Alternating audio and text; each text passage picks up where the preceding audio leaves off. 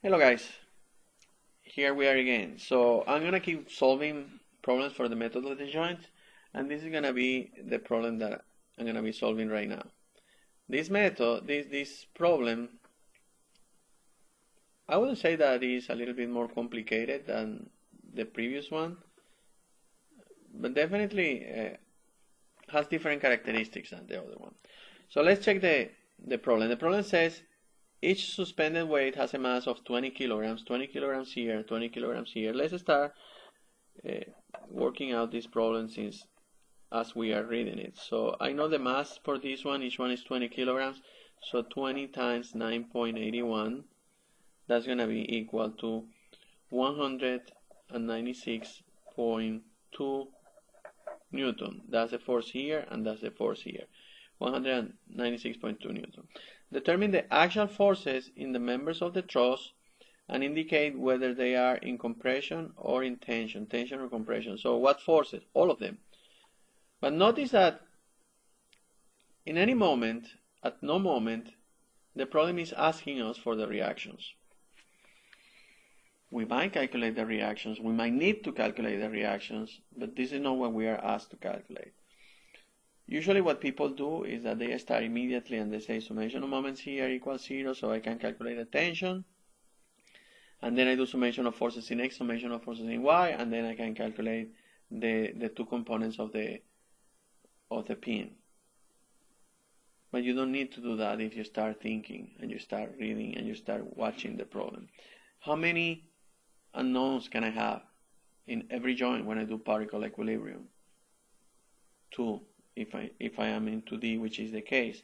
So you have to look for which one of these now has two members.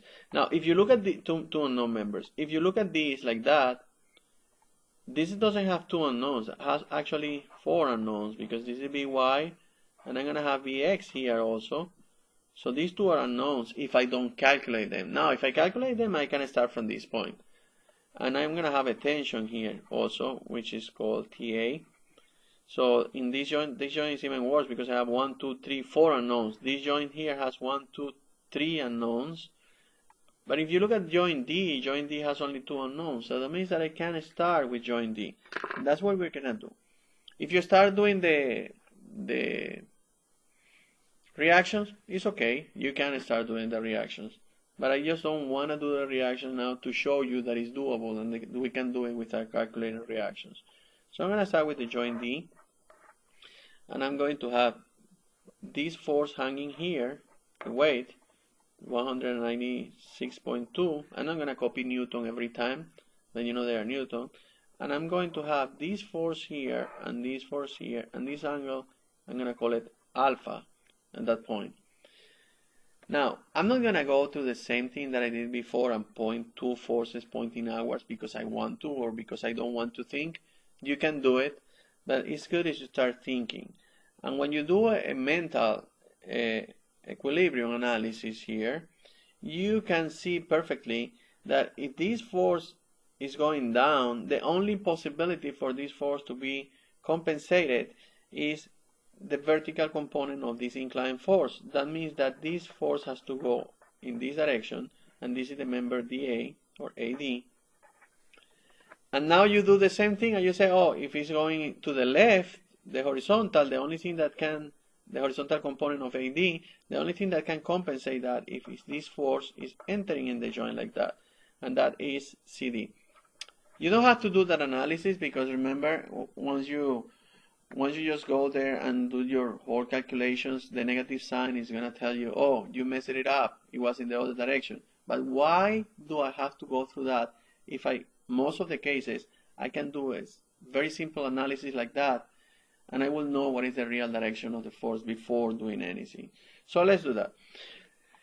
This angle alpha, I can calculate it, and alpha is going to be the inverse tangent of, I can make this my right triangle here, so it's going to be this, which is 0.4 divided by this distance, which is 0.16 plus 0.32, that's 0.48, and that's going to give me an angle alpha of 39.81 degrees.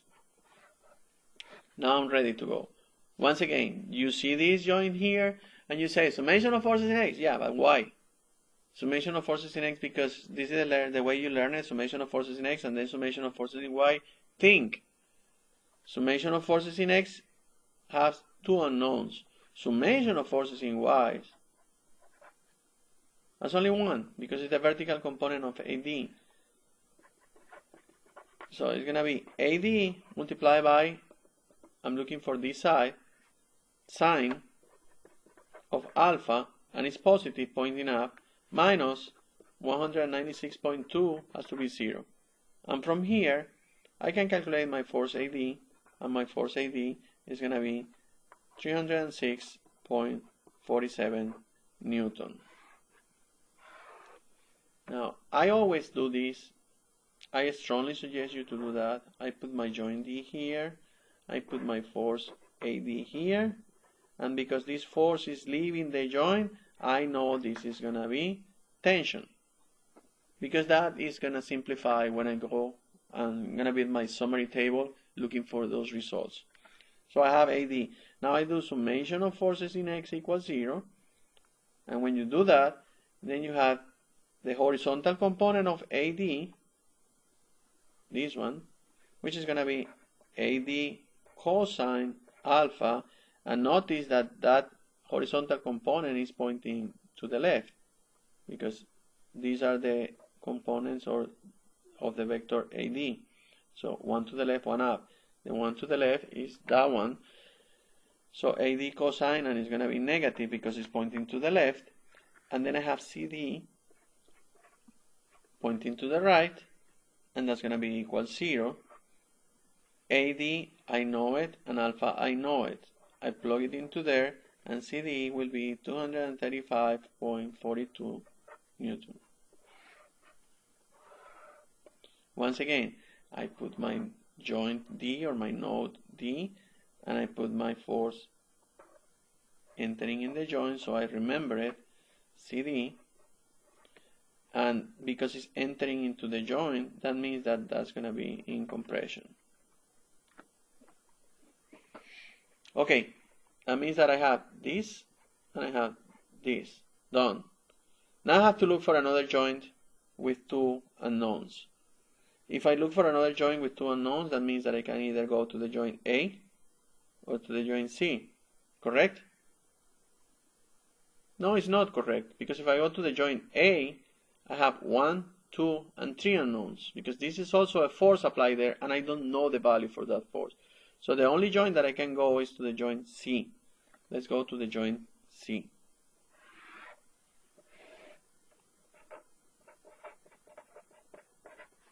I go to that joint C, which is this one, and I put my value for BC.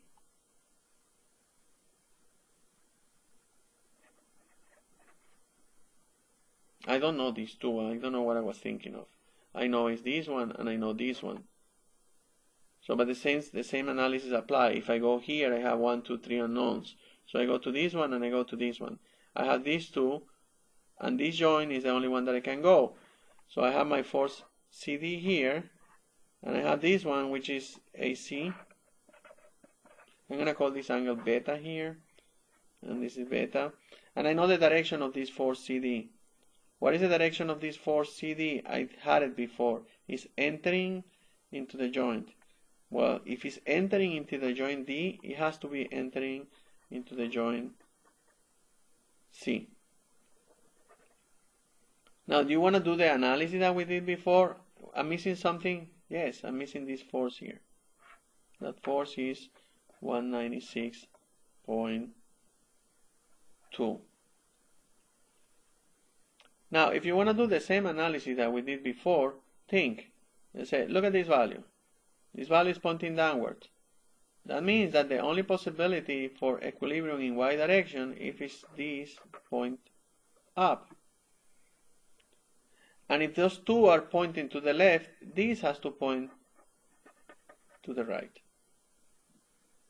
Once again, you don't have to do the analysis, but it helps, because then I don't have to change the signs later. Okay, what do we do? Summation of forces in X on Y. This CD, I know it, 235.42. Once again, if I do it in X, what is going to happen is that I'm going to have two unknowns in X.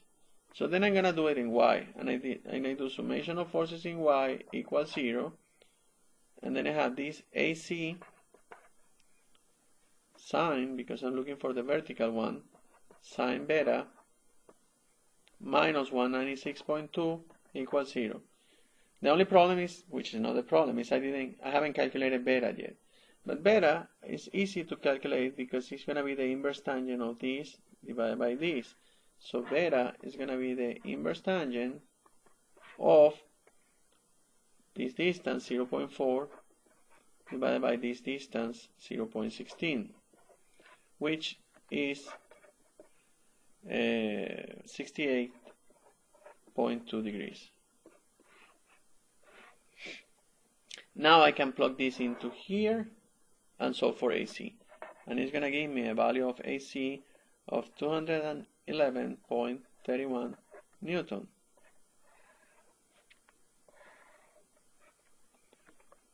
Once again, because the sign is positive, that means that if this is my joint C, and this is my force AC, that's going to be in tension.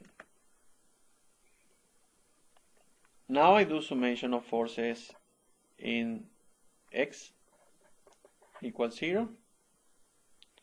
And when you do summation of forces in X equals 0, then you get positive BC to the right minus CD, and the horizontal component of AC is also pointing to the left, so minus AC, which I know cosine beta has to be equal to 0. Now this I know from here, the angle I know it from here, so BC is going to be equal to 313.89 Newton. And because this sign was positive when I calculated, that means that my direction was correct and my joint, or my member, my force is entering into the joint, and that means when it's entering into the joint, that's a compression or a compressive force. Now let's check this out again. I don't want to mess up saying what I have. So I have CD here, I have AD here, now I got AC, and now I got BC. So the only bar that I have to calculate is this one. Now if I go to this joint, I still have 1, 2, and 3 unknowns. So I necessarily have to go to the joint A. Then I'm going to go to the joint A. My joint A is here, has a force acting in this direction, which is the tension A, has my bar here, AB, and has two more bars here. Those two bars are this one, which is AC, AC. I put it directly leaving the joint because it was leaving the joint here. And this angle is alpha. This is AC. I'm going to put the value for AC, 211.31 here. And this other one is AD. And when we calculated AD was also leaving the joint. So AD is going to be here. And that value was 306.47. No, this angle is alpha. This angle is beta. Here, beta. This angle is alpha. Here. You know, this is live, guys. So I'm not editing the recordings. It's good if I mess up. Now, these two values here are pointing downwards, meaning this force has to point upwards like that. This angle here is also beta, so I can say this angle here is also beta. Let's keep working this problem out. Okay. Now, what are we going to do here? I'm going to do summation. The only thing that I need to do is calculating the value for AB. How do I calculate AB? Summation of forces in Y, I can calculate it directly. Summation of forces in Y equals 0. And when I do that, I have AB sine beta. And this is pointing downwards. Negative 211.31 sine beta. And this is also pointing downwards. Minus 306.47 sine alpha. And I know alpha and I know beta from before. That has to be equal to 0. And from here, I can calculate AB, which is 422.64 Newton. And my force AB, according to my drawing, I assume it entering into the joint. That means that that force is going to be in compression. There you go. That's the problem. All the values. I have to build the summary table and that's it. But let's take this problem one step further. I'm going to calculate also TA, this value, the tension at A, here, which is this. And I'm going to calculate later Bx and By here also, just for fun. So TA, if I calculate the TA, I have to do summation of forces in X equals 0. By doing summation of forces in X equals 0, then I'm going to get negative TA plus AB cosine beta plus 211.31 cosine beta plus 306.47 cosine beta also equals 0. And when you solve for this, you get that TA is equal to 470.9 Newton. Tension or compression? Please, it's a tension. It's a cable pulling. You remember, cables cannot compress anything unless it's a rod. If it's a rod can push and pull. Now I have TA. I told you I'm going to go to the joint B also for calculating these other two here. So I'm going to go to the joint B, and at the joint B I have By and Bx, which I don't know, and I have AB and I have BC, and I know AB and BC. AB I just calculated entering in the joint, and it was 422.64, and also BC was calculated before. Here it was entering in the joint also 313.81. Both of them 89? Yeah, 89. Entering in the joint. And this angle here is also beta. So this is easy because I just have to do summation of forces in X equals 0. And then I say that Bx minus 313.89, which is this one, minus this force, which is 422.64 cosine beta, because I'm looking the horizontal, equals 0. And then I can calculate that Bx equal 470.85 Newton. And if I do summation of forces in Y equals 0, then I get that By minus 422.64, this one, sine beta, is 0, and By is 392.42 Newton. Now, just let's detain ourselves a little bit here. look what happened here. Bx is 470.85. But I knew that before starting, if I think about my problem, because when you look at this problem here, if you do summation of forces in X in the whole truss, external forces, then I get that the only two horizontal forces are Bx pointing to the right and TA pointing to the left. So these two has to be equal. And I calculated TA before. But you see, this is demonstrating what we said.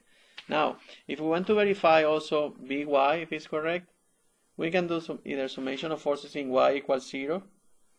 Summation of forces in Y equals 0 in the whole truss now. In the whole truss. And if I do that, then I'm going to have that By minus this has to be 0. So By is 392.4, which is what we calculated before here. So that means that our problem is correct. Even you can go a step further if you want to, and you can say, okay, give me a second now. I'm gonna go to the whole problem, and I'm gonna take this, and I'm gonna do this. Remember, what we are doing now is playing. We don't have to do this, but I want to show you what is happening. I do this, right? This is my truss. This is this, this is this. I have a tension here, and I have By, and I have Bx, and I have this value here of 196.2, and I have another one here of 196.2. This distance is 0.4. This distance is 0.32 from here, and this distance is also 0.32. Now, if I get my values that I calculated before, which is TA and Bx, TA is 470.90, and this is also, I calculated before, 470.9, and By I calculated before, which is 3, well, it's the summation of these two, 392.4. If I put all those values there, look, summation of forces in Y equals 0, yes, this minus this minus this is 0. Summation of forces in X equals 0, yes, this minus this is 0. The only thing that we were missing is summation of moments. So let's do summation of moments just for fun once again here, for example. And that point is the point D. So let's do summation externally, the whole truss. Summation of moments at D equals 0, saying this is positive. Well, let's start here. I'm going to have By, which is 392.4 times this whole distance, 0.64. And it's like that, right? Because I'm pushing this, it's going in that direction, it's negative. This force Bx is passing directly to the point, so that means it doesn't produce moment with respect to this point. This 196.2 times 0.32 is positive, and this one here is 470.9 times 0.4, and once again, if I pull it here, it's going to do this, right? It's going to be positive. Plus, when you do that, it has to be 0. That has to be 0. This force times 0.64, negative. This force times 0.32, this force times 0.4. That has to be 0. When you solve it, you're going to demonstrate that the reaction that we calculated using the joints method are the same reactions that we will be obtaining if we do external summation of equilibrium. At this point, the only thing that, at this point, no, way before this point, because we didn't have to do a bunch of things that I did here. So we just have to do our table. 1, 2, 3, 4, 5 forces. So I need 6 rows. And then I have 1, 2, 3. Remember, this is member or element, value, tension, compression, and units. What are the units? Newton. All the units are in newtons. Member AB, AD, AC, BC, and CD. Let's start looking for those. AB, 422.64 compression. TA, I'm not asked for that. Member AD, 306.47 Newton. Tension. CD, here 235.42 compression. AC, 211.31. Leaving the joint, that means tension. And 313 BC, 0.89, entering in the joint, which means compression. And that will be the summary table with all the forces that we were asked to calculate in that truss. Thank you very much, guys, for watching these problems solving sessions. I hope they are being useful for you, and I'm gonna still keep posting more. Probably tomorrow I will post more of these problems. Thank you very much, and have a nice day.